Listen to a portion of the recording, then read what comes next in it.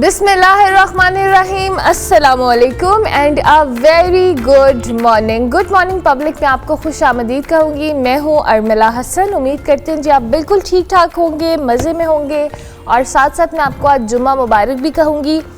लोगों का वीकेंड भी है, कुछ लोगों का नहीं भी है, बट स्टिल फ्राइडे का दिन ज़रा इसलिए एनर्जेटिक होता है कि आपको वीकेंड की थोड़ी एक्साइटमेंट होती है। लेकिन जनाब पाकिस्तानियों के लिए एक अच्छी खबर है, जो कि मैं बहुत मुश्किल से आपको सुबह सुबह अच्छी खबर देती हूँ, क्योंकि मेरे पास हमेशा कुछ ना कुछ बुरी तो नहीं कह सकते लेकिन ऐसी अच्छी खबर नहीं होती है।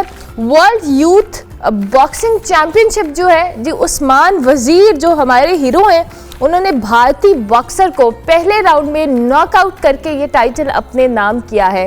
वैसे भी जहाँ कहीं भी किसी भी स्पोर्ट के अंदर इंडिया वर्सेस पाकिस्तान होता है, हमारी एक्साइटमेंट भी बड़ी ज़्यादा होती है और कौम की दुआएं भी अपने प्लेयर्स के लिए बहुत ज़्यादा होती हैं। और पाकिस्तानी प्लेयर्स जहाँ दुनिया भर में हर स्पोर्ट के अंदर हम देखते हैं अच्छा एक्सेल कर रहे हैं, वहाँ पर जो मौजूदा टैलेंट है बॉक्सिंग के अंदर, तो वर्ल्ड यूथ चैम्पियन जो बॉक्सिंग है, इसमें पाकिस्तान के उस्मान वज़ीर ने भारतीय बॉक्सर को पहले ही राउंड में नॉकआउट कर दिया। और ये जो टाकरा रहा 1 मिनट 5 सेकंड का रहा जी, जिसमें 2-3 मुक्के पड़े हैं और उसके बाद ही वाज गॉन। उन्होंने ये इतने आसानी से इतना इजीली इसको किया कि इसके पीछे इस 1 मिनट 5 सेकंड के पीछे पता नहीं उस्मान की कितनी मेहनत होगी, कितनी स्ट्रगल होगी, कितने चैलेंजेस से वो गुजरे होंगे। लेकिन हमें देखने में बहुत आसान लगा जी कि पहले ही राउंड में नॉकआउट कर दिया। तो हम कोशिश करेंगे कि उस्मान को अपने शो में भी बुलाएं और हम उनको मुबारकबाद पेश करते हैं। हम बहुत एक्साइटेड हैं कि हमारे इस तरह के प्लेयर ने ये टाइटल अपने नाम किया है और आई होप अल्लाह ताला उनको मज़ीद इस तरह की कामयाबियाँ देते रहे। आगे बढ़ते हैं जी प्रोग्राम के अंदर। आपको पता है हम मुल्की सियासत की बात करते हैं। मुल्की सियासत में कब क्या हो कुछ कहा नहीं जा सकता। हर नए दिन के साथ सियासत भी अपना जो है ना रंग बदलती है और दिखाती भी है। मखसूस नशस्तों का मामला है जी, और इसके मामले पर अमल दरामद से मुतल्लिक 8वां इजलास भी बेनतीजा साबित होने के बाद इलेक्शन कमीशन ने सुप्रीम कोर्ट से रुजू कर लिया है। अदालत उज़्मा को दी गई दरख्वास्त में इस्तदा की गई है कि इलेक्शन तरमीमी एक्ट आने के बाद अदालती फैसले पर रहनुमाई की जाए, क्योंकि सुप्रीम कोर्ट के 12 जुलाई के जो मुख्तसर फैसले पर जब वजाहत मांगी गई थी तो उस वक्त तक नया एक्ट मौजूद नहीं था। ताहम पार्लियामेंट ने इलेक्शन तरमीमी एक्ट की सूरत में अब नया कानून बना दिया है। इसलिए बताया जाए कि इलेक्शन कमीशन पार्लियामेंट के बनाए गए कानून पर अमल दरामद करे या सुप्रीम कोर्ट के फैसले पर करे। जबकि पाकिस्तान तहरीक इंसाफ ने प्रैक्टिस प्रोसीजर तरमीमी ऑर्डिनेंस सुप्रीम कोर्ट में चैलेंज भी कर दिया है, जिसमें इस्तदा की गई है कि नया जो तश्कील शुदा प्रैक्टिस एंड प्रोसीजर कमेटी को काम से रोक दिया जाए।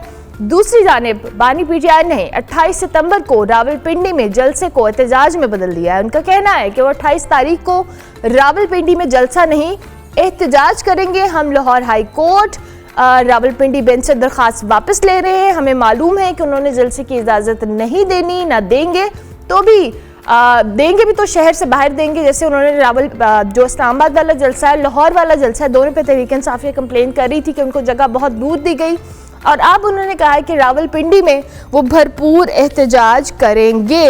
हालिया सियासत पे भी बात करेंगे। तहरीक इंसाफ ये जो जलसे को एहतजाज में तब्दील करने का फैसला किया गया, इस पर भी बात करेंगे। हमारे साथ इस वक्त अब्दुल मोइज़ जाफरी साहब मौजूद हैं, सीनियर सहाफ़ी हैं, तजज़ियाकार हैं, उनको हम खुशामदीद कहते हैं। Thank you very much Abdul Moiz Jafri साहब, बहुत शुक्रिया आपके वक्त का कि आपने अर्ली इन द मॉर्निंग हमें ज्वाइन किया। I hope you are doing well. ये सबसे पहले तो हम जो सियासत पे बात कर रहे हैं और मखसूस नशस्तों का जो मामला है, 8वां इजलास हुआ, बेनतीजा हुआ। अभी तक ये मामला इतना प्रोलॉन्ग और कन्फ्यूजन का शिकार है। दो की चीज़ें बहुत कुछ हद तक क्लियर भी हैं, लेकिन हर कोई अपने स्टैंड पे कायम है। क्या कहेंगे आप इस हवाले से? जी मेरे ख्याल में स्टांस पे कायम नहीं है। ये तौहीन अदालत कर रही है इलेक्शन कमीशन और जानबूझ के कर रही है। बात वाज़ेह है। सुप्रीम कोर्ट के 8 जज साहिबान ने हुक्म कर दिया है कि आइन के तहत ये सीटें जो हैं वो मखसूस नशिस्तें पीटीआई की हैं और वो कभी भी इंडिपेंडेंट्स नहीं थे। इलेक्शन कमीशन एक उज़र पे या दूसरे पे इस चीज़ को ताख़ीर करने की कोशिश कर रही है और अब लेटेस्ट उज़र से ये मिला है कि पार्लियामान ने एक एक्ट पास कर दिया है, जिस एक्ट की तशरीह या उस एक्ट के पुराने किस्म की तशरीह नहीं की थी सुप्रीम कोर्ट ने, बल्कि एक आइनी हुक्म को की तशरीह करते हुए इलेक्शन कमीशन को उस हुक्म के ताबे किया था।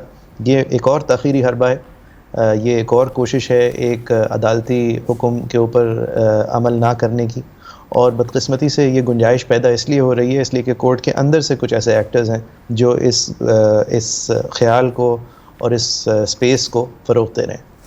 आपने कहा कि अदालत के अंदर से या कोर्ट के अंदर से ऐसी चीज़ें हैं, जाहिर है कि एक मामला जब ये आया तो उसमें 2 जजेस का जो इख्तिलाफी नोट था उस पर भी बहुत सारे सवालात हुए। ये जो पार्लिमान और जो सुप्रीम कोर्ट है, ये दोनों बड़े मोतबर इदारे हैं और इन दोनों का आपस में क्लैश किसी भी सूरत किसी के लिए भी फ़ायदेमंद नहीं हो सकता।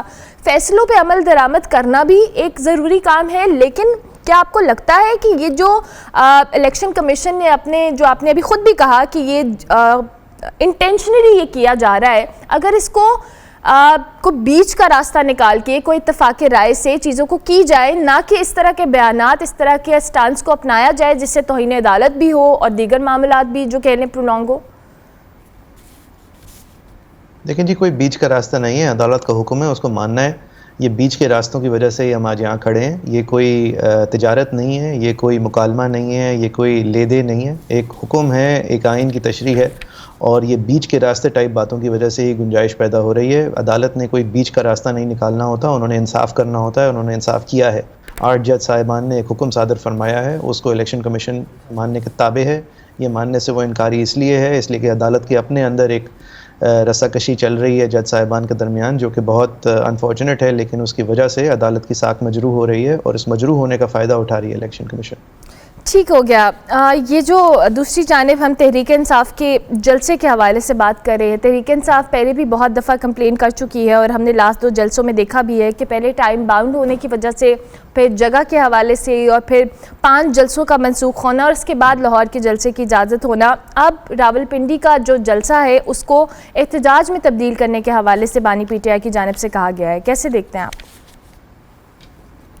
देखिए जी, PTI की सियासत के ऊपर तो उन्हीं के किसी साहब से आप कमेंट करवाएं। मेरे ख़्याल में PTI इस वक्त जो जजेस के ऊपर अदम एतमाद का इजहार कर रही है वो भी गलत है, और मेरे ख़्याल में वो जिन जजेस का साथ देने के लिए उनको अल-ऐलान नाम से उनका साथ दे रही है वो भी गलत है। PTI जो है वो अपना वज़न जब किसी जज साहब के साथ या ख़िलाफ़ डालती है तो वो महज़ उन जज साहब के लिए तकलीफ़ ही पैदा करती है, उनकी सपोर्ट से कोई फ़ायदा नहीं है। इस वक्त वो एक ऐसी जमात है जो कि जब हुकूमत में थी तो उन्होंने जजेस को ही कंट्रोवर्शियल किया। इस वक्त जो रस्साकशी हम सुप्रीम कोर्ट में देख रहे हैं वो PTI के दौर की ही पैदा करता है, या कम अज़ कम PTI के दौर में उसको मज़ीद तूल मिला था। लिहाजा ये आज एक जज साहब या दूसरे जज साहब का नाम लेके उनके साथ या ख़िलाफ़ खड़े होने से PTI जो है वो मज़ीद मामले को गंभीर करती है, उसके अंदर कोई ज़्यादा वज़न नहीं डालती। ठीक हो गया, लेकिन ये जो ज़ाहिर है तहरीक इंसाफ कहती है कि जी ये एहतजाज करना या इस तरह का कोई भी जलसा करना उनका जमहूरी राइट है और उनको हुकूमत की जानिब से ऐसे फैसिलिटेट नहीं किया जाता जाफिर साहब। और जब फैसिलिटेशन की बात आती है तो हुकूमत कहती है कि जी ये एहतजाज के नाम पे किसी और चीज़ को प्रोवोक करने के हवाले से कह रहे हैं। जी, उनका बिल्कुल बुनियादी आइनी हक़ है। अगर उन्होंने दूसरों के बुनियादी आइनी हक़ को रिस्पेक्ट किया होता तो आज उनको ये कहते हुए उनकी बात के पीछे वज़न भी होता, लेकिन इस बात से कोई ताल्लुक़ नहीं है। ये बात ठीक है, उनका एक बुनियादी राइट टू असेंबल है, राइट टू एसोसिएट है and right to express themselves as a political party है, और इसके ऊपर ये गैर कानूनी कदगने लगाती आ रही है वफाकी हुकूमत और सूबाई हुकूमतें, और इसका रिड्रेसल जो है वो उनको अदालतों से नहीं मिल रहा। और उसकी वजह अगेन मैं यही कहूँगा कि अगर सुप्रीम कोर्ट इस हवाले से यकजा होती इस वक्त तो ये तमाम चीज़ों को करना बहुत मुश्किल होता और इतनी आसानी से इंतज़ामिया जो है वो ये करके आगे नहीं बढ़ सकती। अच्छा, आपने अभी कहा कि ये सुप्रीम कोर्ट के अंदर के मामला जहाँ पे अदालतों की इदारों की बात करते हैं तो जाहिर है ये जो क्लैश है शायद पहले भी होते थे और होते आए हैं, लेकिन अब ये चीज़ें इतनी ज़्यादा ऑब्वियस हो रही हैं और ये एक जाहिर है सोशल मीडिया ने भी चीज़ों को बड़ा कॉम्प्लिकेट भी किया है एट द सेम टाइम, और वहाँ जहाँ पे लोग इजहार राय का हक़ रखते हैं वहाँ बहुत सारी चीज़ें क्रिटिसिज्म की जद में आकर बहुत ज़्यादा कंट्रोवर्शियल भी हो जाती हैं, चाहे वो अदालतें हैं, इदारे हैं, इवन अब ये सियासी जमातें हैं, सियासी जो रहनुमा हैं उनकी जानिब से भी इस तरह की स्टेटमेंट्स देना ये एक गलत परसेप्शन डोंट यू थिंक कायम करें एंड पब्लिक टुवर्ड्स इदारे, अदालतें या मुख्तलिफ हम जिनकी भी बात करें? मेरे ख़्याल में अगर एक फ़जूल दलील के साथ कोई चीज़ सामने आ जाती है जिसके ऊपर कोई फ़िल्टर्स नहीं होते जिस तरह सोशल मीडिया पे होता है, तो उसका जवाब है कि उससे बेहतर दलील दे के उसका जवाब दिया जाए या उसको इग्नोर किया जाए। जवाब ये नहीं हो सकता कि इनको बंद कर दें, उसको बंद कर दें, इसको उठा लें और उसको उठा लें। और मेरे ख़्याल में हम इस तरह जब फोकस करते हैं और इस तरह की हरकतें जब करते हैं और ओवर रिएक्शन और ओवर करेक्शन करते हैं, उसी की वजह से हमारे जमहूर में मसले आते हैं, हमारी एक्सप्रेशन के अंदर कमज़ोरियाँ आती हैं। आई थिंक उसका एक शाखसाना ये भी है कि आज पाकिस्तान में आम और आज़ाद कमेंट्री जो है वो करना बहुत मुश्किल है, और जो भी करता है उसको लान तान करना आसान है। मेरे ख़्याल में चंद लोग ऐसे हैं जो ट्रबल मेकर्स हैं, लेकिन कई लोग ऐसे हैं जो कि इंटरैक्ट करते हैं, एंगेज करते हैं प्लेटफॉर्म्स पे, लेकिन उन प्लेटफॉर्म्स तक रसाई जो है वो गैर कानूनी तौर पे महदूद की हुई है। और इस हवाले से भी अदालतों के अंदर जिस रफ्तार से इस मामले को आगे बढ़ना था वो कम से कम पिछले चंद माह में नहीं बढ़ा है। तो ये सारी चीज़ें इंटरकनेक्टेड हैं।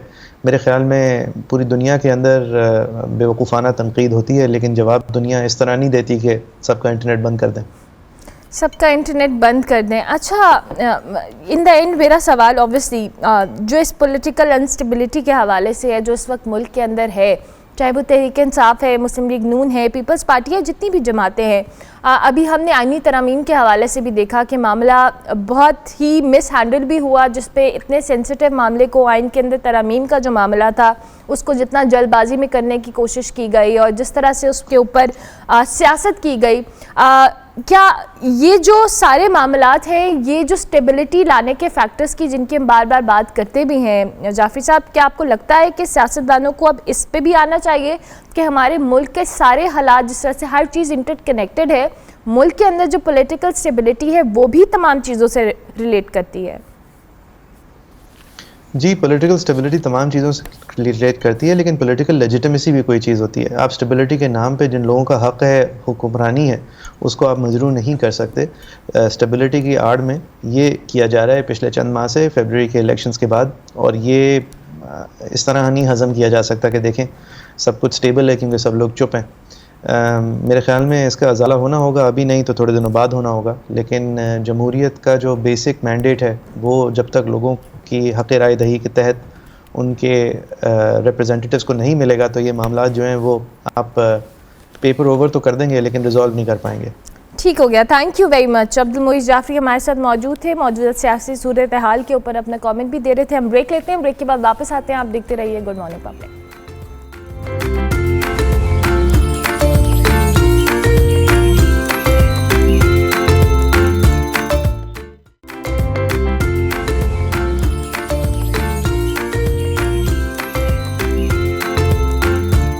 Welcome back to good morning public ji. आज हम आपकी सुबह सुबह ना जो हम आपको अच्छी अच्छी खबरें दे रहे हैं, अच्छे अच्छे लोगों से आपकी मुलाकात करवा रहे हैं। शुरू में मैंने उस्मान वज़ीर का जिक्र किया था और अब आपकी मुलाकात हम करवाएंगे शाहजेब रिंद से। शाहजेब के नाम से कौन वाकिफ़ नहीं है जी, पाकिस्तान का फ़ख्र भी है, mixed martial arts MMA fighter भी हैं और तारीख रकम करते हुए शाहजेब ने कॉम्बैट वर्ल्ड चैम्पियनशिप अपने नाम की है और वो पाकिस्तान के पहले कराटे कॉम्बैट वर्ल्ड चैम्पियन बन चुके हैं। सिंगापुर में जी इनकी फ़ाइट हुई जिसमें उन्होंने ब्राज़ील के फ़ाइटर को शिकस्त दी और तीसरे राउंड में टेक्निकल नॉकआउट के ज़रिए उन्होंने शिकस्त दी है।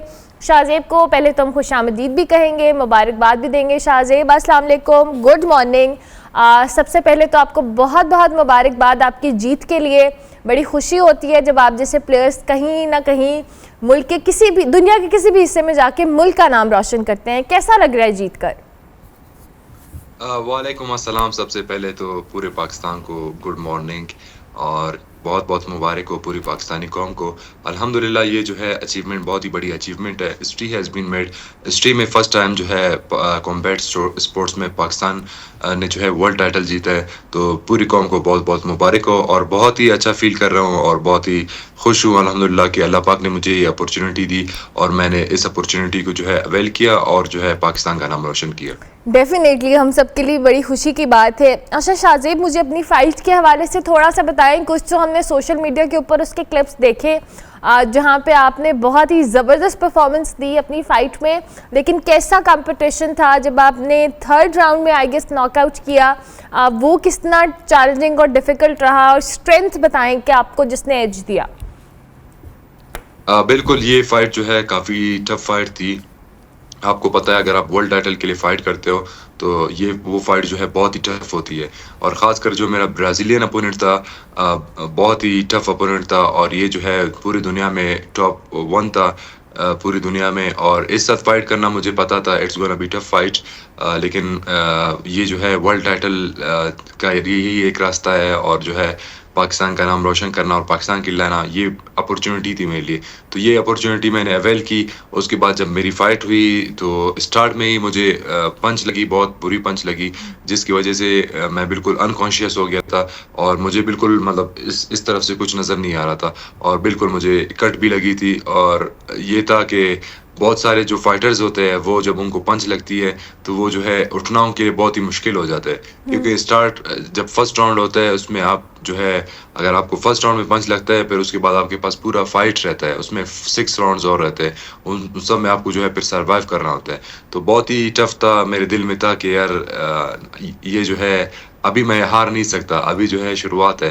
तो इतना हार्ड वर्क मैंने किया है, इतना सेक्रीफाइसेस मैंने किया है, इस मकाम तक पहुंचा हूँ, ये चांस मुझे मिला है, तो अब जो है इतनी जल्दी मैं जो है हार नहीं मान सकता। तो मेरे अंदर से एक आवाज़ आ रही थी कि यार नेवर गिव अप। तो उसके बाद उस चीज़ ने मुझे मोटिवेट किया, और वहाँ पे पाकिस्तानी काफ़ी लोग आए हुए थे, और पाकिस्तान के फ्लैग्स आपको पूरे स्टेडियम में नज़र आ रहे थे, पूरा सिंगापुर जो है पाकिस्तान में था, और बाकी बाहर के लोग आए थे, अमेरिका से लोग आए थे, दुबई से लोग आए थे, सिर्फ मेरी फाइट देखने के लिए।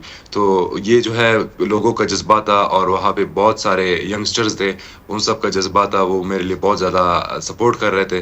तो मुझे उस चीज़ ने बहुत ज़्यादा मोटिवेट की, और उस चीज़ ने मुझे वापस खड़ा किया, और ताकि मैं जो है वापस खड़ा हो सकूं, और जो है मैं कंटिन्यू कर सकूं। तो अल्हम्दुलिल्लाह सेकंड राउंड पे जो है मैंने पूरा डोमिनेट किया, और थर्ड राउंड मैंने पूरा डोमिनेट किया, और वहाँ पे जो जजेस थे और जितने भी लोग बैठे हुए थे सारे शौक थे कि ये कैसे, मतलब इतना बड़ा कमबैक कैसे कर सकते हैं, और पूरा जो है मतलब डोमिनेट करना बहुत बड़ी बात है। तो उसके बाद मैंने पूरा डोमिनेट किया उसको, और थर्ड राउंड में उसको मैंने फिनिश कर दिया। और हिस्ट्री में जो है ये लड़का, अगर आप इसका हिस्ट्री चेक करें, अभी तक इसको किसी ने फिनिश नहीं किया, तो ये जो है अल्हम्दुलिल्लाह फर्स्ट टाइम मैंने इसको जो है फिनिश कर दिया। दैट्स अमेजिंग शाहजेब, बहुत ज़बरदस्त बात है। और आपने जैसे खुद कहा कि फ़र्स्ट राउंड में अगर आपको स्ट्रगल करनी पड़ी तो उसके बाद आपने 2 राउंड्स में उसको डोमिनेट किया। अच्छा Shahzeb, most of the time जब प्लेयर एक रिंग या फाइट के लिए जाता है तो उसके अंदर एक बहुत एनर्जी होती है, बहुत सारी चीज़ें होती हैं, और पाकिस्तान में हम जानते हैं कि MMA अब आकर बहुत सारे आप जैसे जो प्लेयर्स हैं वो पार्टिसिपेट भी कर रहे हैं मुकाबलों के अंदर और प्रैक्टिस भी कर रहे हैं, लेकिन दुनिया भर में ये एक बहुत फेमस या बहुत खेले जाने वाली स्पोर्ट है। आपको क्या लगता है कि विद टाइम आपको, आप चूँकि प्रैक्टिस करते आ रहे हो, खेलते आ रहे हो, क्या एज मिला आपको उस प्लेयर के ऊपर? क्योंकि जैसे आपने कहा कि उसकी हिस्ट्री में उसको आज तक किसी ने फिनिश नहीं किया और आपने किया, तो जाहिर है आपकी कोई ऐसी टेक्निक, कोई ऐसी स्ट्रैटेजी तो होगी जिसने आपको हेल्प किया हो। बिल्कुल, जो है स्ट्रेटजी तो काफ़ी होती है, और सबसे मेन इम्पॉर्टेंट चीज़ जो है आपका हार्ड वर्क होता है। आप जितना हार्ड वर्क करते हो, लेकिन उससे भी इम्पॉर्टेंट ये चीज़ है, कभी-कभी आपको पंच लग जाती है, आप जो है बिल्कुल अनकॉन्शियस हो जाते हो, आपका दिमाग काम नहीं करता, आपकी बॉडी काम नहीं करती। तब आपको जो है एक आपके अंदर एक जज़्बा होता है, आपके अंदर जो आपका दिल होता है, वो आपको खड़ा करता है, और जो एक स्पिरिट, वॉरियर स्पिरिट होता है, वो आपको जो है खड़ा करता है। तो मेरे केस में भी यही था, मुझे पंच लगा था, हालाँकि वो जो मेरा फाइटर था वो काफ़ी मतलब स्ट्रॉन्ग था, उसने मुझे बहुत ही बुरा पंच मारा था, और वो उसका स्ट्रेंथ भी मुझसे ज़्यादा था। तो लेकिन मैंने उसको जो है ब्रेक किया, मैंने उसको जो है उसने मुझे पंच मारा, लेकिन मैंने उसको ये शो किया कि मुझे कुछ नहीं हुआ। मैं कीप कंटिन्यूइंग, मैंने पुश किया, फॉरवर्ड पुश किया, और उसका जो है बिल्कुल वो दिमागी, वो मेंटली बिल्कुल जो है एग्जॉस्ट हो गया कि यार इस साथ मैं क्या करूं। इसको मैंने, मेरे जो सबसे बेस्ट ट्रिक्स है वो मैंने इसके ऊपर अप्लाई किए, लेकिन उसका भी कोई फ़ायदा नहीं हुआ। तो उस वजह से वो मेंटली एग्जॉस्ट हो गया। फिर उसके बाद मुझे पता चल गया यार वो जो है अभी ब्रेक हो रहा है, तो उसको मैंने जब ब्रेक किया, फिर मुझे पता चल गया now I have the fight, now I am gonna win. क्या बात है, ज़बरदस्त। ये आपने बड़ी बेहतरीन स्ट्रैटेजी वैसे अपने बता दी है, क्योंकि नॉर्मली लोग होते हैं ना कि वो आपको मेंटली ब्रेक करते हैं, तो आपने अपनी फ़ाइट के अंदर वो चीज़ की है और आपको उसका इज़ मिला। I am glad. अच्छा, अब मुझे ये बताएं कि आपका वेलकम कैसा हुआ जब आप वापस आए, इतनी बड़ी फ़ाइट, इतना बड़ा टाइटल जीत के आए, फैमिली, फ्रेंड्स, दोस्त, कैसे सब ने आपको ट्रीटमेंट दिया? बिल्कुल, मैं जो हूँ जब मैं वापसी आया तो मुझे लगा यहाँ पे काफ़ी मतलब पाकिस्तान में जो है मतलब history has been made. Pakistan में बहुत बड़ा सेलिब्रेशन होगा, लोग जो है सपोर्ट करेंगे, इज़्ज़त देंगे। जब मैं इस्लामाबाद एयरपोर्ट आया तो बिल्कुल सीन जो है उल्टा सीन था। वहाँ पे जो है बिल्कुल मुझे कोई सपोर्ट नहीं मिला। कुछ लोग आए, उन्होंने मुझे रिसीव किया और वहाँ से मुझे जो है वैन में लेके हॉस्टल लेके गए। वैन में बिठा के हॉस्टल लेके गए। ना कोई प्रोटोकॉल थी, ना कुछ भी था, मतलब कोई ऐसा ऐसा कोई सीन नहीं था, जिस वजह से मैं बिल्कुल बहुत ही ज़्यादा डिसहार्ट हुआ था। और ना हमारे फेडरल मिनिस्टर्स कोई आया था, ना कोई मतलब बिल्कुल ऐसा ट्रीट किया जा रहा था जैसे कि ये गली का एक चैंपियनशिप है। तो उस चीज़ ने मुझे बहुत डिसहार्ट किया। फिर उसके बाद जब मैं क्वेटा आया, जहाँ पे मेरा ताल्लुक है, जहाँ से मैं बिलॉन्ग करता हूँ, जहाँ पे मैंने अपना गेम भी शुरू किया और जहाँ से मतलब मेरा ताल्लुक बलूचिस्तान से है। तो यहाँ जब मैं क्वेटा आया, यहाँ पे अल्हम्दुलिल्लाह बहुत ही अच्छा मुझे वेलकम दिया क्वेटा के लोगों ने। और यहाँ के जो सीएम बलूचिस्तान है वो आए थे, और बाकी मिनिस्टर्स जो है बख्त काकड़, और बाकी जो स्पोर्ट्स मिनिस्टर मीना बलोच, और बाकी जितने भी थे हमारे सेक्रेटरी स्पोर्ट्स सारे आए थे और उन्होंने मुझे वेलकम किया। तो उस चीज़ ने मुझे बहुत ज़्यादा मोटिवेट किया और बहुत ही अच्छा लगा। लेकिन एक चीज़ का दुख है, ये जो है पाकिस्तान का टाइटल है, इसमें जो है हमारे जो फेडरल गवर्नमेंट है उनको जो है एक मतलब पाकिस्तान के लिए एक हिस्ट्री बनी है, तो उन सबको जो है बहुत ज़्यादा सपोर्ट करना चाहिए था।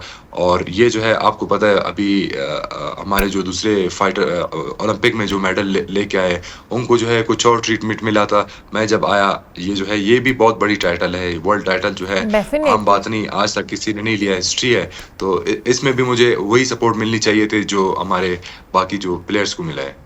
I am so sorry Shahzeb कि अगर आपके साथ ये सलूक हुआ है, लेकिन I am glad at the same time कि बलूचिस्तान के लोगों ने, जहाँ से आपका ताल्लुक़ है, उन्होंने एटलीस्ट आपको ओनरशिप दिया और आपको वेलकम किया है।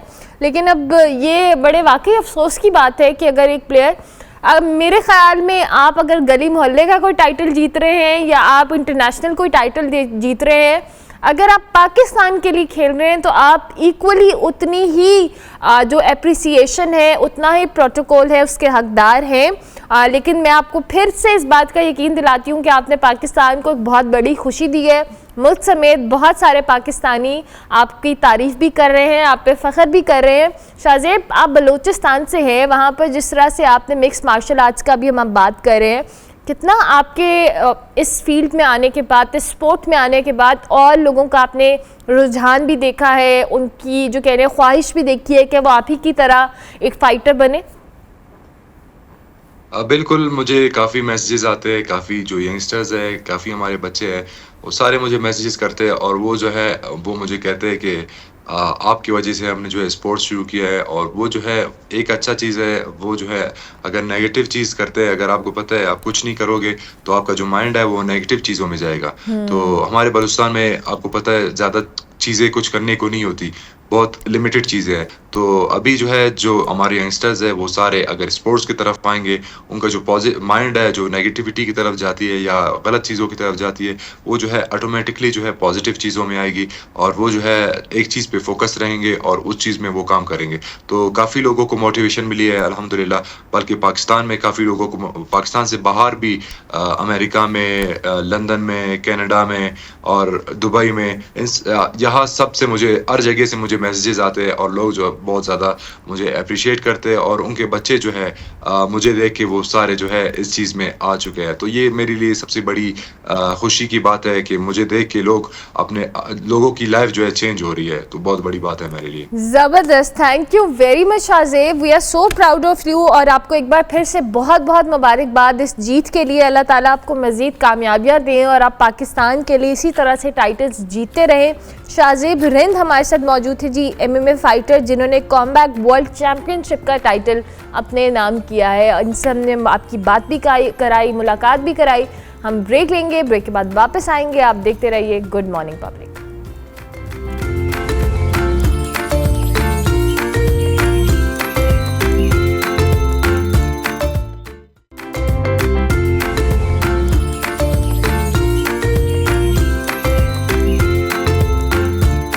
Welcome back to good morning public ji. Break के बाद वापस आ गए। वैसे तो शो के अंदर हम मुख्तलिफ एक्टिविटीज़ जो लाहौर के अंदर या मुल्क में कहीं भी हो रही होती हैं हम उनको कवर करते रहते हैं, लेकिन अल्हम्दुलिल्लाह आज काउंसिल में जी पहली बार जापानीज़ कल्चर को फ़रोग देने के लिए एक एक्टिविटी या कह लें एक अनोखी नुमाइश का इनेकाद किया गया। और ये नुमाइश किसकी जानिब से लगाई गई, क्या पर्पस था, इसमें क्या क्या एक्टिविटीज़ हुई और हो रही हैं, इसी हवाले से हमारी जो नुमाइंदा है नताशा रहमान वहाँ पे मौजूद है, उनसे तफसीलात जान लेते हैं। जी नताशा, बताइएगा।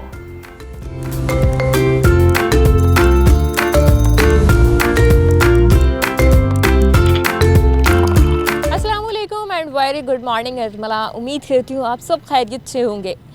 अर्मला, आप लोगों ने मूवीज़ में, कार्टून्स में मॉन्स्टर्स देखे होंगे और वो मॉन्स्टर्स जापानीज़ मॉन्स्टर्स तो ज़रूर देखे होंगे क्योंकि वो बहुत ज़्यादा फेमस है। तो अब चूँकि जापानीज़ मॉन्स्टर लाहौर में पहुँच चुके हैं, ये जापानीज़ मॉन्स्टर लाहौर में कैसे पहुँचे हैं ये आज हम आपको दिखाने वाले हैं। लेकिन एक शर्त है, आपने इन जापानीज़ मॉन्स्टर्स को देखकर डरना बिल्कुल में नहीं है, अपना दिल जो है वो थाम कर बैठना है। तो बिला किसी इंतज़ार के अंदर चलते हैं, आपको जाकर दिखाते हैं कि जापानीज़ मॉन्स्टर्स कैसे दिख रहे हैं और कैसे लाहौर पहुँचे। तो आइए हमारे साथ।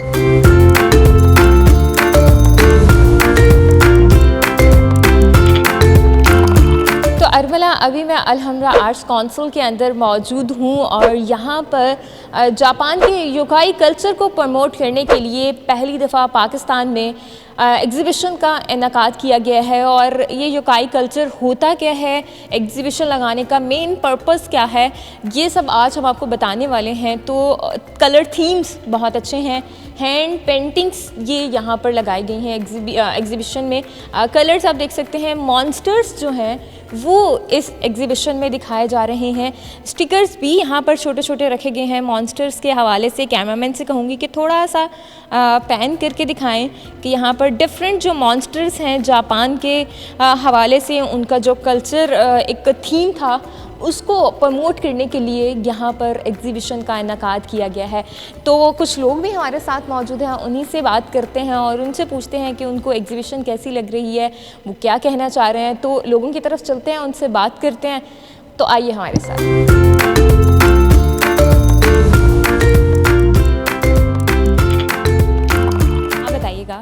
एग्ज़िबिशन लगाई गई है यहाँ पर, जापानी कल्चर को प्रमोट किया जा रहा है। पहली दफ़ा पाकिस्तान में अलहमरा आर्ट्स काउंसिल में ये लगाई गई है। क्या कहेंगी इस हवाले से, कैसी लगी पेंटिंग?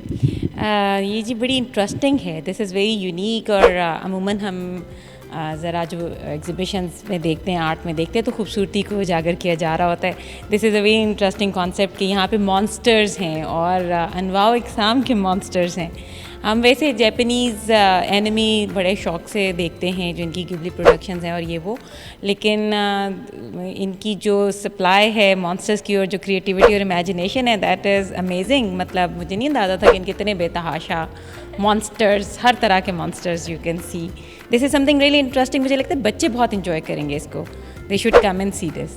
ठीक है जी, बिल्कुल ऐसे ही है कि ऐसी चीज़ें जो हैं वो ज़्यादातर बच्चों को अट्रैक्ट करती हैं। ये जो एक बड़े साइज़ की पेंटिंग बनाई गई है और फिर दोबारा से मैं कहूँगी कि इसमें जो कलर कॉम्बिनेशन है वह बहुत ख़ूबसूरत हैं। इंसान दिखाए गए हैं और फिर उनकी जो शक्लें हैं वो दिखाई जा रही हैं, जानवर दिखाए जा रहे हैं, उनको मॉन्स्टर्स के तौर पे शो कराया जा रहा है। कुछ और पेंटिंग्स भी यहाँ पर मौजूद हैं, वो भी आपको दिखाते हैं कि उनमें क्या शो कराया जा रहा है। एक इंसान इस पेंटिंग में शो कराया जा रहा है जो कि ये बता रहे हैं कि जो मॉन्स्टर है वो इंसान पर जुल्म कर रहा है, तशद्दुद किया जा रहा है। फिर अगली पेंटिंग की तरफ चलते हैं, उसमें भी दिखाते हैं। इस पेंटिंग में भी यही दिखाया जा रहा है, एक बहुत बड़ा शुतुरमुर्ग है जो कि इंसानों को खाता हुआ हमें दिखाई दे रहा है, उस पर जुल्म करता हुआ दिखाई दे रहा है। हर पेंटिंग जो है वो यहाँ पर मुंह बोलता सबूत है। इसके साथ साथ अरबला आपको ये भी बताएं कि ये जो पेंटिंग एग्जीबिशन का इनेकाद किया गया है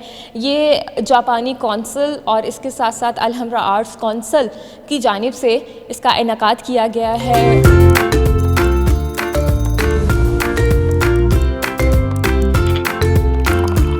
हमारे साथ एडिशनल सेक्रेटरी मोहम्मद सलीम सागर साहब मौजूद हैं, इन्हीं से बात करते हैं, पूछते हैं क्योंकि यहाँ पर जापानीज़ की जो नुमाइश के लिए पेंटिंग्स रखी गई हैं, 85 पेंटिंग्स यहाँ पर रखी गई हैं और 85 ही आर्टिस्ट हैं जिनकी ये पेंटिंग्स नुमाइश के लिए रखी गई हैं। इन्हीं से जानते हैं सलीम सागर साहब से ही। सर ये बताइएगा, पहली दफ़ा पाकिस्तान में जापानीज़ कल्चर को प्रमोट करने की कोशिश की गई है, उनके कल्चर को दिखाया जा रहा है अलहमराज कौंसिल में, क्या कहना चाहेंगे? जी बहुत शुक्रिया आपका। मुझे बहुत अच्छा लगा कि जापानीज़, एक तो ये कि मैंने जापानीज़ काम पहली दफ़ा देखा अपनी लाइफ में, लाइव मैंने कभी भी इस तरह डिस्प्ले नहीं देखा। दूसरा ये कि मुझे इस बात की ज़्यादा खुशी है कि जापानीज़ जो हैं वो हमें लगता है कि वो दुनिया से अलूफ़ हैं, कटे हुए हैं, लेकिन वो अपने कल्चर को, आर्ट को और अपने लिटरेचर्स को प्रमोट करने के लिए कोई भी, दे लीव नो स्टोन अनटर्न्ड, वो सारी कोशिशें, सारे स्टेप्स मेयर्स लेते हैं इस हवाले से। तो ये बताइएगा, तमाम जो पेंटिंग्स हम यहाँ पर नुमाइश के लिए रखी गई हैं, लगाई गई हैं, देख रहे हैं, उन सब में मॉन्स्टर ही शो करवाया गया है। इसका क्या मेन पर्पज़ है? मॉन्स्टर ही क्यों शो करवाया गया? अगर आप जापानीज़ मूवीज़ देखें ना तो उसमें आपको आपके सवाल का जवाब मिल जाएगा कि अक्सर औक़ात वो जो पुरानी मूवीज़ क्लासिक्स हैं जापानीज़ की, वो उसमें मॉन्स्टर्स और बीस और इस तरह के सी सरपेंट्स और बल्लाएँ और इस तरह की चीज़ों को बहुत ज़्यादा वो डिपिक्ट करते हैं। प्रॉबेबली ये उनके लिटरेचर का हिस्सा भी है और उनकी जो फोक स्टोरीज़ हैं उनका हिस्सा भी हैं। ठीक है जी, बहुत शुक्रिया। मोहम्मद सलीम सागर साहब की गुफ्तगू आपने सुन ली है। पेंटिंग्स की जो नुमाइश लगी है वो हम आपको दिखा रहे हैं।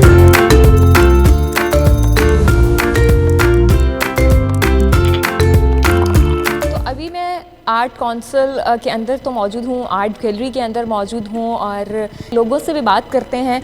आप ये बताइएगा, सबसे पहले पेंटिंग्स आप काफ़ी देर से यहाँ पे देख रही थी, कैसी लग रही हैं? जापान के कल्चर को दिखाया जा रहा है और स्पेशली जो मैंने सब पेंटिंग्स में मुझे मोस्टली दिखाई दिया, मॉन्स्टर्स बहुत ज़्यादा है। क्या कहेंगे, क्या कहना चाहेंगे?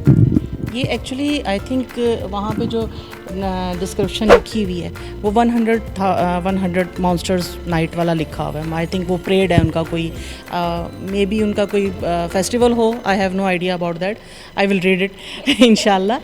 लेकिन क्योंकि ये मॉन्स्टर्स मेरा ख्याल है इसीलिए हैं कि मॉन्स्टर्स नाइट उन्होंने रखा हुआ है, क्योंकि इसीलिए ये सारे मॉन्स्टर्स को, और उसी हवाले से जो है वो ये सारे का सारा है और वही मैं देख रही थी।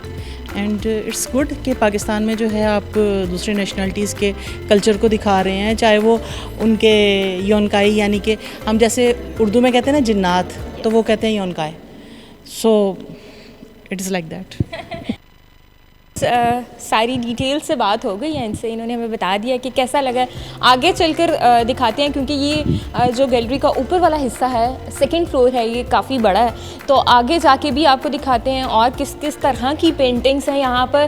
पेंटिंग्स के अलावा पोस्टर्स भी लगाए गए हैं, वो भी आपको दिखाते हैं कि ये देखिए जापानी लैंग्वेज में यहाँ पर कुछ लिखा हुआ है। ऑल्दो मुझे जापानी लैंग्वेज आती नहीं है, लेकिन उन्होंने अपने कल्चर को प्रमोट करने के लिए यहाँ पर तमाम जो चीज़ें हैं वो लिखी हुई हैं अपनी लैंग्वेज में।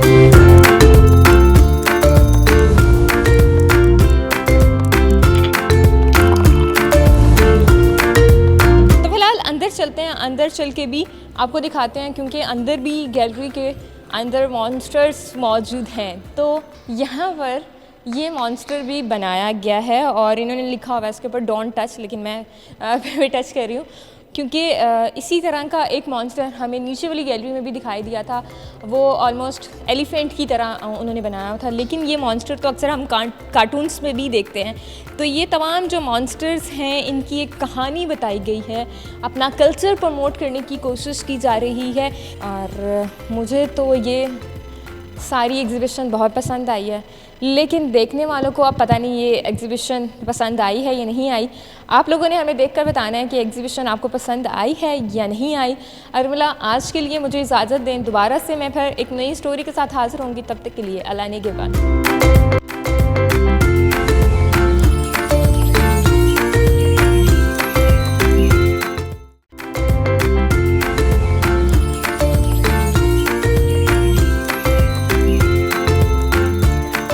Welcome back to good morning public ji. आज दुनिया भर में सियाहत का आलमी दिन मनाया जा रहा है। इस दिन को मनाने का पर्पस भी यही है कि टूरिज़्म के फ़रोग के लिए काम किया जाए, लोगों को अवेयरनेस दी जाए और माशरे पर इसके असरात के बारे में आगाही पैदा की जाए।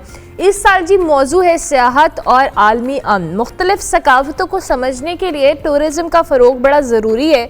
और पाकिस्तान की अगर हम आज बात करें तो पाकिस्तान टूरिज़्म को लेके एडवेंचर है, कुदरती खूबसूरती है, रिलीजियस टूरिज़्म जो है और तारीख़ी मकामात से एक माला माल मुल्क है और दुनिया भर से सयाह यहाँ पर आते हैं, लोगों की तवज्जो भी है।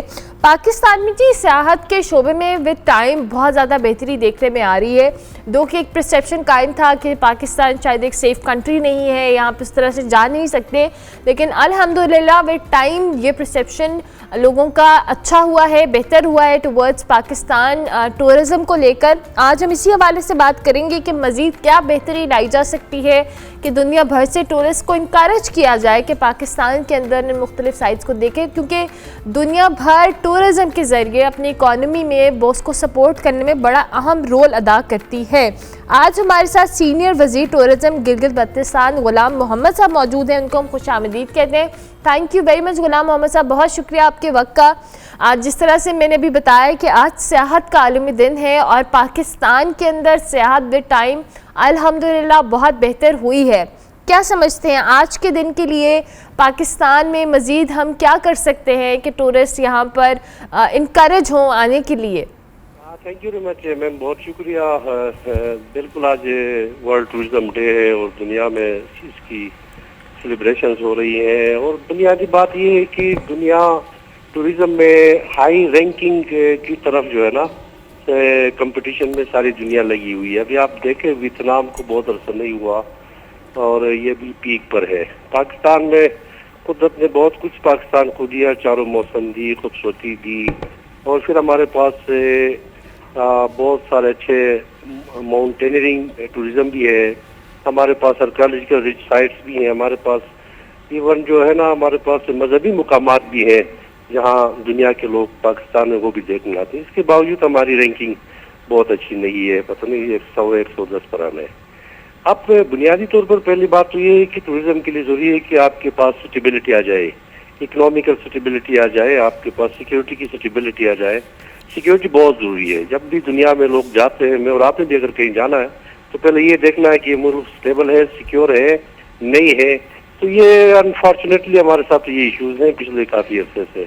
इसके बावजूद दूसरी तरफ देखा जाए तो हमारे पास जितने रिच साइट्स हैं और हमारे जो लोग हैं, खासकर मैं गिलगित बल्तिस्तान की बात करूंगा, ये टूरिस्ट फ्रेंडली लोग हैं यहाँ और इसको कंपेयर मरी के साथ भी नहीं किया जा सकता है। हॉस्पिटलिटी का बड़ा एक रुझान है, होस्ट का है, मेहमान नवाज लोग हैं, हमारे अपने कल्चर है, कुजीन्स है और फिर ये माउंटेन एरियाज का अपने एक तहजीब है, तो दुनिया इसको देखने आती है। और दूसरी तरफ हम ये भी देखें कि अब पहले यूरोप था तो इंडस्ट्रियल स्टेट था, लेकिन अब आप यूरोप देखें कि वहाँ भी टूरिज्म इंडस्ट्री प्रमोट हो रहा है। विद इन यूरोप वो घूमते हैं और वहाँ उसकी इकोनॉमी को जो है ना वो ग्रोथ जो मिल रही है तो वो एक टूरिज्म से मिल रही है। हमारे पास इनबाउंड जो टूरिस्ट हैं उनके लिए भी अगर हम सही मैनेजमेंट करें तो यकीन करें कि बहुत कुछ जो है ना लोगों के पास पैसा है, लोग पाकिस्तान पूरे एरियाज को देखना चाहते हैं। तो इस समय में गिलगित बल्तिस्तान की जो हमारी गवर्नमेंट है, हमारा जो माटू है वो है क्लीन एंड ग्रीन टूरिज्म, इस पर हम काम कर रहे हैं। तो अल्हम्दुलिल्लाह अभी पिछले साल हमारे पास डोमेस्टिक 8.5 लाख आए थे, इस साल कोई 12 लाख के करीब ये चले जाएंगे। और कोविड के बाद चूंकि डिक्लाइन हुआ था उसी दौरान, लेकिन अब ये चूंकि अब काफी टूरिस्ट आ रहे हैं, पिछले साल 16,000 हमारे पास फॉरनर्स आए, इस साल मेरा ख्याल है कि 25 से 30 हजार आ जाएंगे और इसमें हमने काफी रेवेन्यूज भी कलेक्ट किया। अच्छा ग़ुलाम मोहम्मद साहब, जैसे अभी आपने ख़ुद बात की है, आपका भी मुख्तलिफ़ जगहों पे जाने का इत्तफ़ाक़ हुआ होगा टूरिज़्म के हवाले से भी, और वैसे भी हम जब भी कहीं जाते हैं एज अ टूरिस्ट तो हमें पहले ये इस बात की आपने ख़ुद भी मेंशन किया कि सेफ्टी को लेकर, फिर वहाँ पे जो फैसिलिटीज़ को लेकर हम हमेशा उसको आइडियलाइज़ करते हैं कि जी वहाँ पे टूरिस्ट के लिए बड़ा सेफ ये मुल्क है या जगह है, या वहाँ पे इनके लिए फैसिलिटीज़ बहुत ज़्यादा है, टेक्नोलॉजी को वो यूटिलाइज़ कर रहे हैं बेहतर अंदाज में, टूरिस्ट के लिए अट्रैक्शंस बहुत ज़्यादा हैं। तो हमारे पास तो अल्हम्दुलिल्लाह पाकिस्तान के अंदर, आप तो ख़ुद भी कह रहे हैं कि इतना अच्छा वेदर है, इतनी अच्छी फैसिलिटीज़ हैं, सब कुछ है। हम इसको मज़ीद बेहतर, आपने जैसे कहा कि क्लीन एंड ग्रीन करने की कोशिश कर रहे हैं, लेकिन इसके साथ साथ सेफ्टी और जो टेक्नोलॉजिकल डेवलपमेंट है या ओवरऑल हम अट्रैक्शंस को लेकर आपकी हुकूमत क्या कर रही है जी कि मज़ीद टूरिस्ट आएँ, उनको इनकरेज किया जाए कि वो उन इलाकों में आएँ और उसको देखें और सेफ़ फील करें सबसे बढ़कर? इसमें हमारे पास तो कुछ कम्युनिकेशन के इश्यूज हैं, जैसे कि हमारे पास टूरिस्ट को एक्सेस चाहिए जिससे डेस्टिनेशन पे उसने जाना है। हमारे पास अभी गिलगित को आप देख लें तो PIA कभी हफ्ते में एक फ्लाइट आती है, तो कैसा टूरिज्म यहाँ प्रमोट होगा? ये तो GB गवर्नमेंट के डोमेन में नहीं है। जो GB गवर्नमेंट के डोमेन में है वो तो गवर्नमेंट कर रही है, तो कुछ चीजें फेडरल गवर्नमेंट के डोमेन में ही उनको करना चाहिए। अभी बल्तिस्तान में पिछले 2 साल से चूंकि वहाँ इंटरनेशनल फ्लाइट्स भी आ रही हैं, इससे रीजन में फिर एक्सेस है, अभी लोग आ रहे हैं मुल्क के अंदर से, बाहर से आ रहे हैं। जाहिर है कि हम गिलगित बल्तिस्तान को बाहर यूरोप या वियतनाम के एक पार्ट को नहीं ला सकते, वहाँ उनकी मौशी हालत बहुत अच्छी है, तो वो बहुत कुछ काम कर रही है। लेकिन हम अपने हुदूद में रहकर, अपने वसाइल, कलील वसाइल में रहकर जो कुछ हम कर सकते हैं, तो आपने ये देखा कि जो फॉरेनर्स हैं उनका तो ज्यादातर 80% वो गिलगित बल्तिस्तान ही आते हैं, और आज तक कोई ऐसा कोई मिस्टेक या गिलगित बल्तिस्तान की ना कोई कंप्लेंट्स नहीं आई है। अल्हम्दुलिल्लाह अच्छा टूरिज्म प्रमोट हो रहा है, लोग आ रहे हैं, इससे मईशत पर असर पड़ रहा है। गवर्नमेंट को भी पिछले साल हमने कोई 30 करोड़ रुपए हमने रेवेन्यू हासिल किया। हमारे पास माउंटेनियरिंग के लिए आते हैं, ट्रैकिंग के लिए आते हैं, और फिर जो है ना टूरिस्ट आते हैं, तो अच्छा है, गवर्नमेंट कॉन्शियस है और ये शऊर दे रही है पूरे इलाके में कि किस तरह टूरिस्ट को अट्रैक्ट करें। इसके लिए पॉलिसी बन गई है, तो हम बेहतरी की तरफ जा रहे हैं। अच्छा, अभी आपने खुद बात कहा कि फेडरल गवर्नमेंट के साथ जो आपकी कोऑर्डिनेशन है, बहुत सारी ऐसी चीज़ें हैं जो आपकी हुकूमत के इख्तियार में नहीं है। क्या आप लोग इस हवाले से बात कर रहे हैं? आप लोगों की डिस्कशंस हैं कि मज़ीद कैसे बेहतर हो सकता है आपकी और उनकी कोऑर्डिनेशन से? जैसे आप फ़्लाइट्स का जिक्र कर रहे हैं कि फ़्लाइट्स की कमी है, इस तरह से ज़्यादा फ़्लाइट्स नहीं आ पाती हैं, तो टूरिज़्म भी उस हवाले से इफेक्ट होता है। जी मैम, हमने हमेशा हाई लेवल पे, प्राइम मिनिस्टर लेवल पे इन इश्यूज को एड्रेस किया है कि वो तवज्जो दें, और हमारे लिए ये कम्युनिकेशन का बड़ा इशू है। तो हमारा पहाड़ी इलाका है, और खासकर गर्मी में जब डिजास्टर आ जाए तो फिर जमीनी रास्ते मुनक़ते हो जाते हैं। ऐसी सूरत में भी यहाँ फ्लाइट्स का आना बहुत ज़रूरी है। और फिर बाज़ एरियाज में नेट के भी इश्यूज हैं, और अभी SEO यहाँ काम कर रही है, साथ अभी जोन भी आ गई है, तो शायद इसमें मजीद बेहतरी आ जाए। हमने हमेशा इसकी बात की है, उम्मीद है कि फेडरल गवर्नमेंट जो है ना इस पर तवज्जो देगी। ठीक हो गया। और इस साल आप लोगों ने क्या टारगेट आपके लोगों के मुताबिक है कि टूरिस्ट आएंगे, जाहिर है वेदर और दीगर चीज़ों को देखते हुए? पिछले साल से अगर कंपेयर करें तो हमारे पास टूरिस्ट है, पिछले साल इन बाउंड टूरिस्ट हमारे पास 8.5 लाख थे। इस साल मेरा ख्याल है ये फिगर 13 लाख तक जाएगी by end of this year. और जो फॉरेनर्स हैं वो पिछले साल 16,000 थे, और इस साल मेरा ख्याल है कि 25 से 30,000 तक फॉरेनर्स टूरिस्ट यहाँ पर आ जाएंगे। ठीक हो गया। और जिस तरह से आप क्लीन एंड सेफ या ग्रीन के हवाले से बात करते हैं, उसके लिए क्या इकदाम किए गए हैं आपकी हुकूमत की जानिब से? हाँ मैम, देखिए इसमें तो हम टूरिस्ट को जो है हमारे जब हुदूद में आ जाते हैं तो हम उनको अवेयरनेस देते हैं। इसमें जो खासकर फॉरेनर्स आते हैं तो इसका बड़ा ख्याल रखते हैं, क्लीन एंड ग्रीन, वो आपके माहौल को बिगाड़ते नहीं है। थोड़ा सा हमारा इनबाउंड जो टूरिस्ट है ज़ाहिर है कि उन चीज़ों का ख्याल नहीं रखता। हमारे पास बड़े अच्छे साइट्स हैं जहाँ पर जाते हैं, खासकर सॉलिड वेस्ट को मैनेज नहीं कर पाते, बहुत सारी चीज़ें आ जाती हैं। तो बहरहाल अभी गवर्नमेंट का एक प्रोग्राम भी है, अगले साल से हम जो है ना इसको एक कैंपेन के तौर पर हम लेंगे, ताकि जो भी टूरिस्ट आ जाए, जिस डेस्टिनेशन पे भी आ जाए, तो यहाँ के माहौल का, यहाँ के इक़दार का, यहाँ की तहजीब का भी ख्याल रखे, और ख़ासकर जो है ना ये क्लीन एंड ग्रीन जो टूरिज्म है इसकी तरफ हम राग़िब करें। तो इसको हमें ऐसे कैंपेन लेंगे और इंशाल्लाह इसमें मज़ीद बेहतरी आएगी। ठीक हो गया, thank you very much. Senior वज़ीर टूरिज़्म ग़ुलाम मोहम्मद गिलगित बल्तिस्तान से हमारे साथ बात कर रहे थे। आज सेहत का आलमी दिन मनाया जा रहा है जी। उनके मुताबिक जो इनबाउंड टूरिस्ट हैं वो सफाई का ख्याल नहीं रखते, और ये सिर्फ ये वाले वज़ीर कंप्लेन नहीं कर रहे, हम जितने भी इलाकों की बात करते हैं जहाँ पे टूरिस्ट जाते हैं, प्लीज़ सफाई का ख्याल रखें।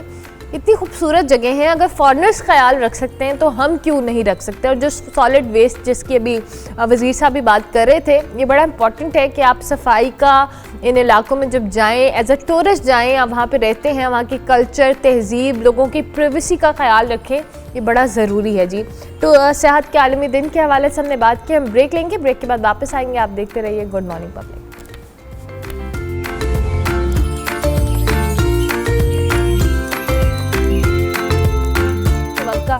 बड़ा इम्पॉर्टेंट टॉपिक है जी, और जिस पे भी मारूख रिपोर्ट भी कर रही थी, लेकिन इसके साथ साथ इसको डिस्करेज करने के लिए हुकूमती इक़दाम तो एक तरफ, दुनिया भर में 20% इसका इजाफा देखने में आना, और पाकिस्तान के अंदर हम आम सिग्नल्स के ऊपर या मुख्तलिफ जगहों पे देखते हैं, पुरानी साइट्स के ऊपर भी के लोग बैठे होते हैं, मौजूद होते हैं, और इन सब के सामने ये जो नशे कर रहे होते हैं, इनकी अवेलेबिलिटी, इनको एक्सेस बहुत ईजीली है इन चीज़ों पर। क्या कहेंगी इस हवाले से? अफशा साहिबा, अपना माइक जो है इसको अनम्यूट कीजिएगा, आपका माइक म्यूट पे है जी। Thank you very much. बहुत ही इम्पॉर्टेंट इशू है, बल्कि क्रिटिकल इशू है, कंसर्निंग इशू है।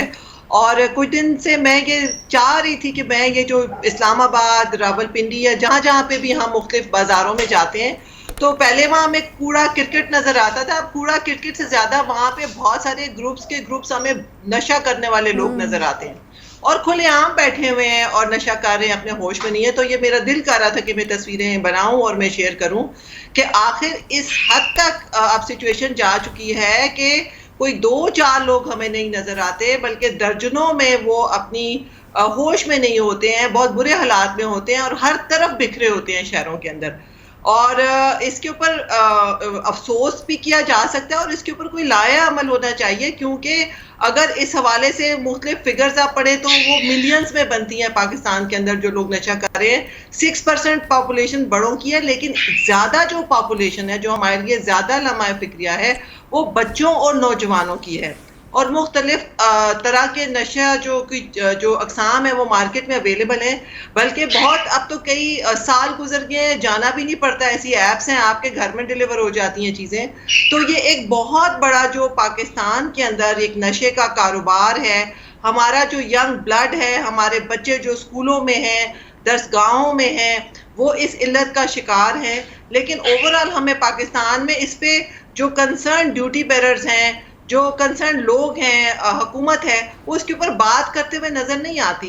किसी जमाने में पता चला था कि जी फेडरल लेवल पे कमेटीज बनी है, ये हुआ वो हुआ, हमारे पास डिपार्टमेंट्स भी हैं, लेकिन हमें उसके ऊपर आज तक कोई एक्शन नजर नहीं आया। बल्कि ये जो सड़कों पे इस तरह बुरी हालत में बच्चे बड़े नशे का शिकार होके पड़े होते हैं, जख्म उनको लगे होते हैं, कूड़े क्रिकेट के ढेर पे बैठे होते हैं, उनके तन पे कपड़ा नहीं होता, तो इनको तो कोई उठाने वाला भी नहीं आता। तो ये सारा जो कारोबार है, ये इसके सोचने वाली बात है। मैं तो साहिबा सोचने वाली बात तो है, लेकिन इस पे अगर एक चीज़ बिल्कुल ऑब्वियस है, हमें नज़र आ रहा है कि एक चीज़ अवेलेबल है लोगों तक। आपने खुद कहा कि एप्लीकेशंस मौजूद हैं, हमें सिग्नल्स पर नज़र आ रही है, इवन स्कूल्स के अंदर।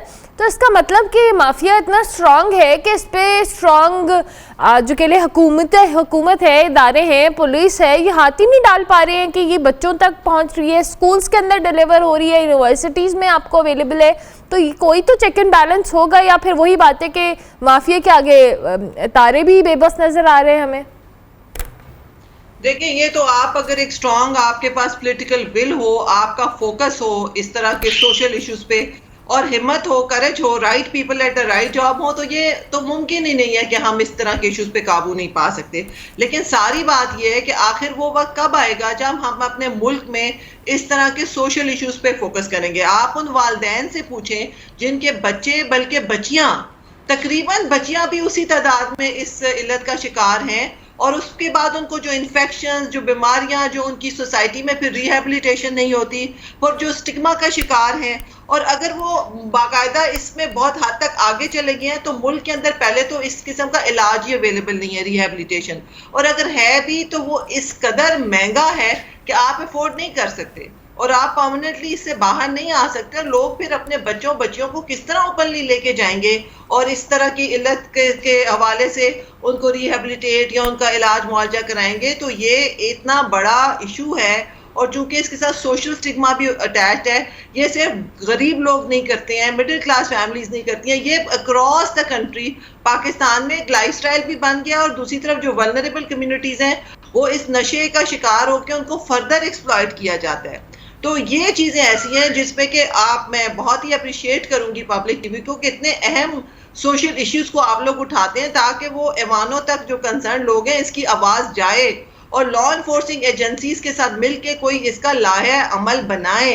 और हमारी पुलिस जो दुनिया के हर काम में इंगेज है वो इस काम के ऊपर उनकी बाकायदा ट्रेनिंग हो और बाकायदा उनको कंसिस्टेंटली लॉ इन्फोर्सिंग एजेंसीज की ट्रेनिंग हो ताकि उनको एक टास्क दिया जाए कि किस तरह से कंसर्न जो मिनिस्ट्रीज हैं वो इसके ऊपर बाकायदा अपना एक नेशनल प्लान बनाएं, अपनी फेडरल प्रोविंशियल में मिलके कोऑर्डिनेशन के साथ इन कार्टल्स के ऊपर हाथ डालें, क्योंकि इस तरह से तो बात मजीद आगे निकलती जाएगी और इस वक्त कसीर तादाद जो है हमारे मुल्क की इसका शिकार है। शिकार तो है, ठीक है, आप सही कह रही हैं कि हमें ट्रेनिंग्स देनी है या हमें इस पे फोकस करना है सबसे बढ़कर।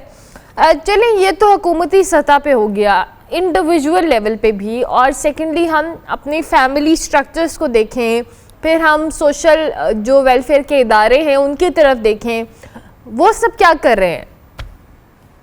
देखिए पाकिस्तान में ये तीनों लेवल्स होते हैं, एक होते हैं हाउस होल्ड लेवल, एक होता है इंस्टीट्यूशनल लेवल और एक होता है ओवरऑल लेजिस्लेटिव लेवल जो कि असेंबली का होता है। तो आप अगर अदारों को देखें ना तो पाकिस्तान में सोशल वेलफेयर के हवाले से मैं पिछले कई सालों से बोल रही हूँ क्योंकि मैं कई साल इन अदारों के साथ काम करती रही हूँ। इन अदारों में कोई सेक्रेटरी 6 महीने से ज्यादा ठहरना नहीं पसंद करता क्योंकि ये पावरफुल अदारे नहीं होते।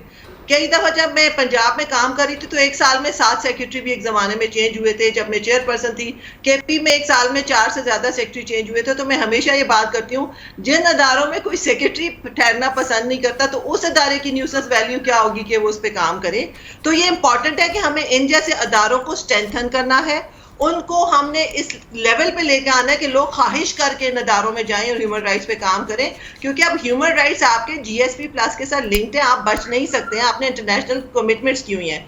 सेकंड जो सबसे इंपॉर्टेंट लेवल आता है वो हाउस होल्ड का लेवल आता है जिसमें सबसे बड़ी जिम्मेदारी पेरेंट्स की और केयर टेकर्स की आती है। आजकल जो माहौल बन गया है बच्चों को वालिदैन का नहीं पता, वालिदैन को बच्चों का नहीं पता, वालिदैन और बच्चों में एक डिस्कनेक्ट है, उनकी आपस में सोशलाइजिंग, दोस्ती, बॉन्डिंग इस किस्म का कुछ भी नहीं है। सारी लाइफ हमारी एक्चुअल से वर्चुअल पे चली गई हुई है। हम सारे ऐसी दुनियाओं में रहते हैं कि हमें एक दूसरे का एक घर के अंदर भी पता नहीं होता। पेरेंटिंग पाकिस्तान में एक इग्नोर्ड एरिया है। तो अगर वालिदैन बचपन में तो उसको ना पूछें, सिर्फ उसकी मादी अशिया के जो हकूक है, कपड़े, जूते, आइसक्रीम, चिप्स, ब्रांड्स पे फोकस करें और बच्चे की पर्सनालिटी डेवलपमेंट और बॉन्डिंग ना करें, और फिर बड़े होके एडोलेसेंट्स जब वो एज में आ जाते हैं, टीन एज जब उनको काबू करना मुश्किल होता है, उस वक्त वो आपके काबू में नहीं आएंगे भाई। तो आपने अपने बच्चों की तरबियत को तालीम से भी ज्यादा फोकस करना है। जमाने की खराबियों का अब आपको पता होना चाहिए। इंफॉर्मेशन टेक्नोलॉजी का दौर है, जनरेशन गैप तो सदियों से था, लेकिन अब तो इंफॉर्मेशन टेक्नोलॉजी के दौर में जब हर तरह की इंफॉर्मेशन बच्चों के पास आ रही है, बच्चों को एक्सपोजर जो है बहुत सारी हार्मफुल चीज़ों की तरफ है, तो पेरेंट्स का जो किरदार है वो बहुत ज़्यादा जिम्मेदारी उनकी बढ़ गई है, अकाउंटेबिलिटी बढ़ गई है। बच्चों को हम ब्लेम नहीं कर सकते क्योंकि बच्चों को जैसा आप माहौल देंगे, जिस तरह के इन्वायरमेंट में रखेंगे, चाहे वो घर में है, स्कूल में है, तो बच्चे तो उसी तरह से वो उनकी एज होती है, वो तो सब कुछ वो करेंगे जिससे उनको फन हो, उनको थोड़ी इंटरटेनमेंट हो। तो ये चीज़ें ऐसी हैं जिसपे ऊपर वालिदैन, हमारे एजुकेशनल इंस्टीट्यूट्स, हमारे गवर्नमेंट के रेलेवेंट जो इंस्टीट्यूट्स हैं वो उन तमाम अदारों को, और सबसे बढ़ के हमारी जो पॉलिसी मेकर्स हैं इसके ऊपर बाकायदा कलेक्टिवली भी जो कंसर्न्ड पॉलिटिकल पार्टीज भी और इनफरादी इंडिविजुअल मेंबर्स भी इस पे क्वेश्चंस रेज करें, क्योंकि वो भी वालिदैन हैं। तो आज अगर आप दूसरे के घर को आग लगते हुए आपकी आंखें बंद हैं, ये आग तो सबके घरों तक आहिस्ता आहिस्ता पहुंचेगी, बल्कि पहुंच चुकी है बहुत कसीर, बस हाई परसेंटेज की हद तक। तो डेफिनेटली इसके ऊपर बहुत ज़्यादा काम करने की और बात करने की ज़रूरत है। थैंक यू वेरी मच अफसर साहिबा, बहुत शुक्रिया। अफसर तहसीन हमारे साथ मौजूद थी जी। ड्रग्स को लेके हम बात कर रहे थे, इसका इस्तेमाल इतना ज़्यादा क्यों बढ़ रहा है, इसकी वजूहात क्या हैं और इदारों को इस हवाले से क्या करना है। ये अलार्मिंग फिगर है, अलार्मिंग नंबर है जिसको आज हम डिस्कस कर रहे थे। ब्रेक लेंगे जी, ब्रेक के बाद वापस आएंगे। आप देखते रहिए गुड मॉर्निंग पब्लिक।